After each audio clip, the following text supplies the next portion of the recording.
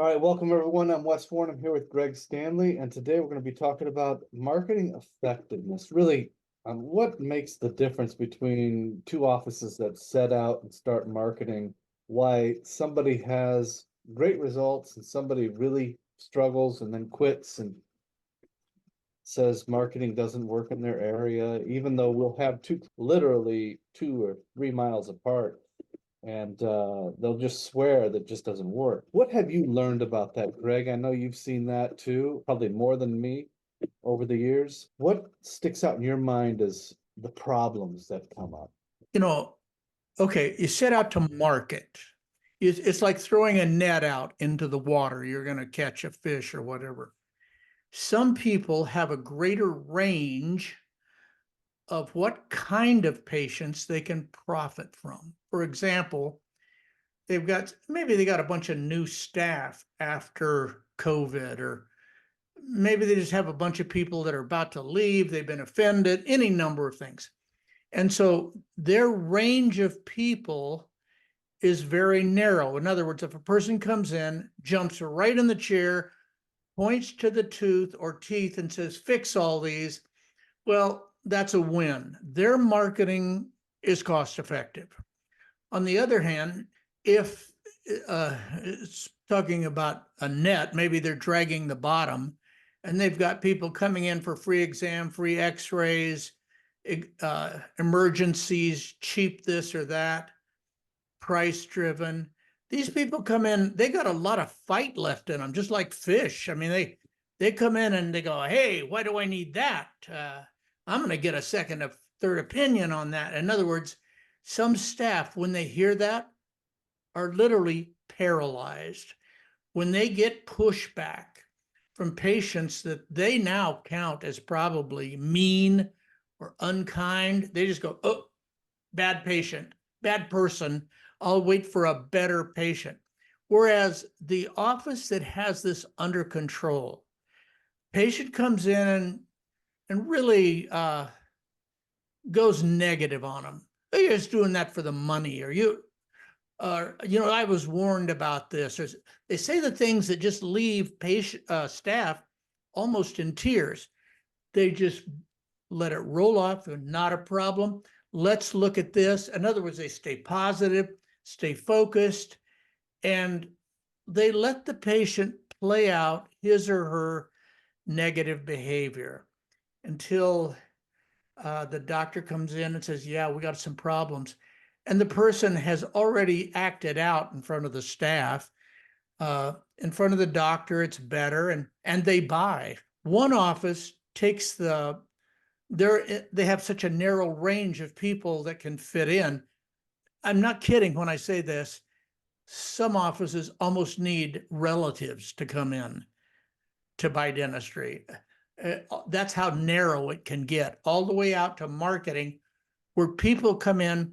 For example, we have offices that have made their name, their fortune off homeless people with no money, terrible needs. And so each office has the capabilities to handle a bandwidth of possible new patients from marketing.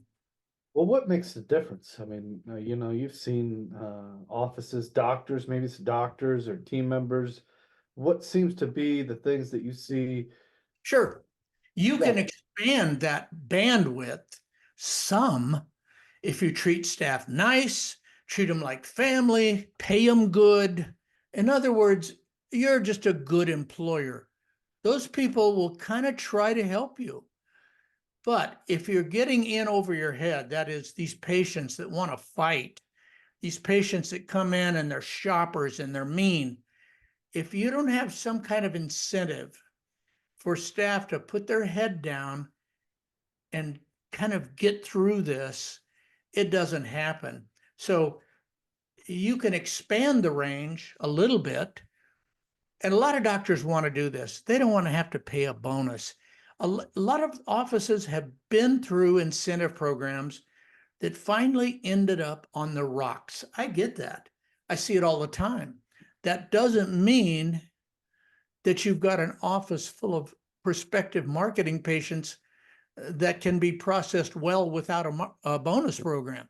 So the idea being, make sure your incentive program, not your pay, not how nice you are, not how big your Christmas party is, but how good your incentive program is, perfectly tuned up and modified for your office. That's what will carry the day. That's the offices that are getting marketing patients and making them pay. It's funny you say that too, because the other people, it's terrible. They spend all this money on marketing, and it doesn't just not work. It jams up the works. These Yeah. people come in and take up the appointments. They don't buy anything. They don't even refer other. In other words, it's pretty much an expensive dead loss. And where would you put these bonuses? What have you seen there as far as the things, the bonuses that you see really making the difference? Well, the last thing you want to do is have a bonus at the end of the year or at the end of the quarter if everything goes good. Doctors naturally try to protect themselves from bonus misuse. I get that. However, staff only know what they can influence. For example, if a hygienist is the person in the office that has all of the influence on a patient buying dentistry, when you have a team bonus that goes to everybody and the hygienist really doesn't care, that's pretty much off the tracks. You need to get the bonus at the point of purchase, meaning if you want people to say yes to dentistry, yes to referring, yes to whatever, you need a bonus associated with that. It needs to be enough bonus. It needs to be paid willingly. I have doctors that go, "Oh, are we still doing that?" And the staff feel just brokenhearted. They're so tender that when a doctor goes negative on them, they don't want that to happen. Lufford, you just keep the bonus and just give us a raise. That's another push you don't want to fall for. But marketing is a cost doctors don't like. Yeah. Some have learned to deal with it.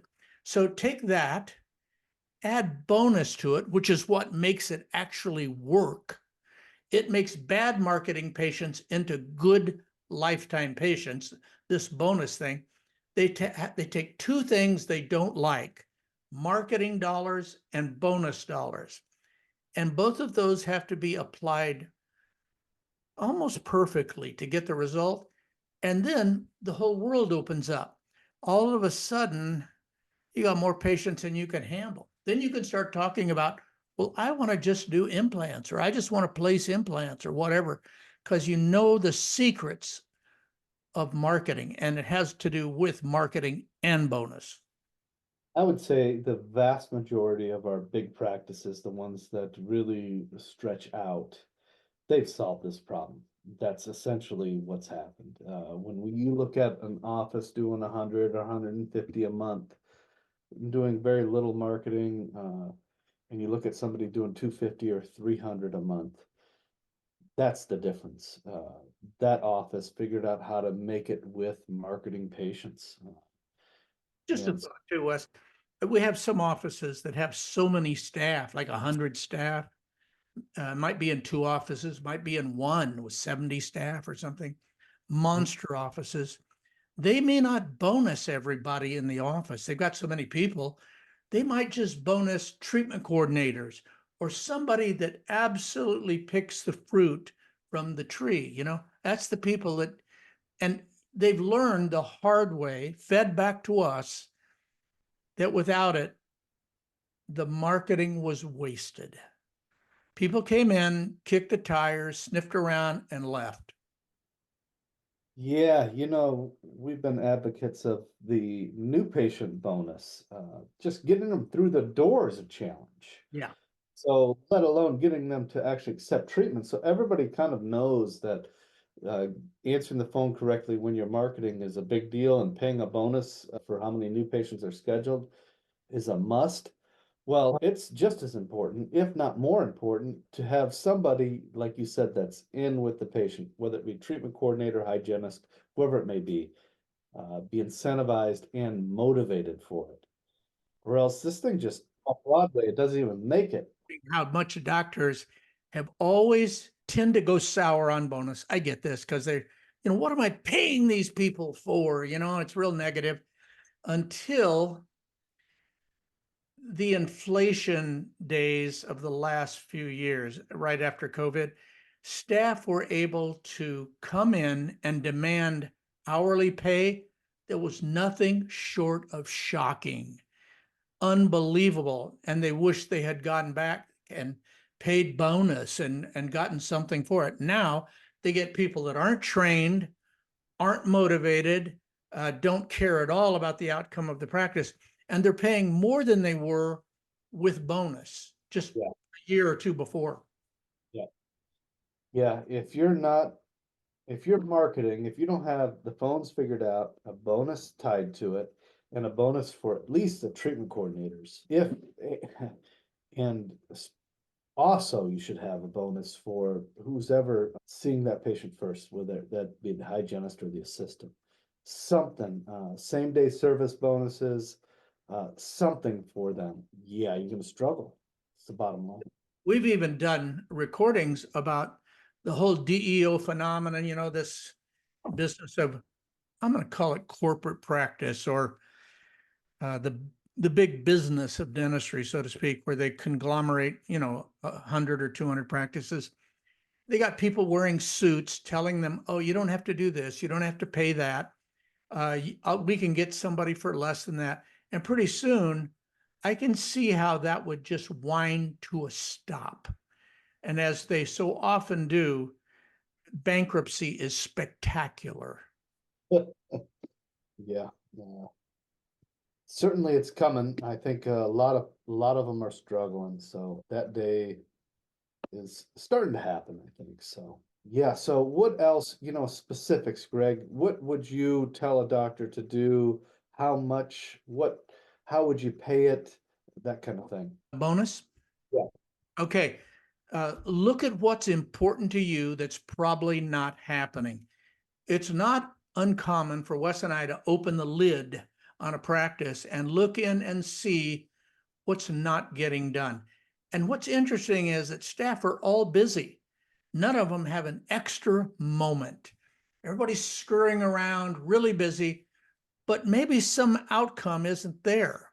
For example, it could be in the aftermarket part where people don't refer, people don't give a Google review, people don't do something you want them to do. It could be up front where people, like you said, don't show up, or they show up and don't buy anything. Right. Okay, so that's where the bonus goes.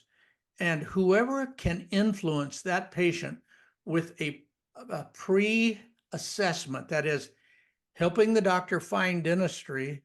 The doctor, of course, has to diagnose it before he can treat it, or she can treat it, but they kind of help with that process, especially with an associate doctor where this might be slipping.